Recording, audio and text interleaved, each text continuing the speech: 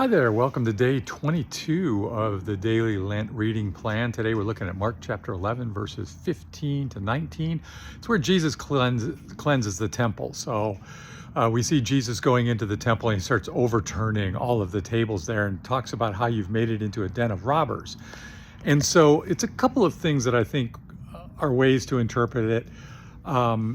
Just these are my opinion. A couple of things. One, you have to keep in mind when Jesus does that and he turns it over, everything, and it's turned into a den of robbers. Keep in mind that they're going and paying for sacrifices for like the Passover that's coming up or whatever. And so people have to buy animals or offerings that they're going to buy to use for sacrifices. And so this is a pretty common practice. Now, whether or not they're overcharging for it or not, we don't really know. That could be why he's calling it a den of robbers, that's exactly what's going on. And so that's part of the problem that's happening here. The other way to maybe look at it, interestingly enough, is that him turning everything over, at least in my head, what I see is he is about ready to undo the sacrificial systems.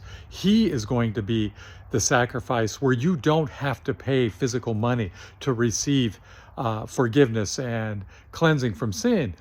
You can take that personally for yourself because he is offering himself as the ultimate sacrifice once and for all. And so that's one way I kind of like to interpret it and like to look at it, because I think it really hits home that everything's about to change. There's not going to be any more need for sacrifices like this again. The other thing that Jesus says is that this is supposed to be a house of prayer for all nations.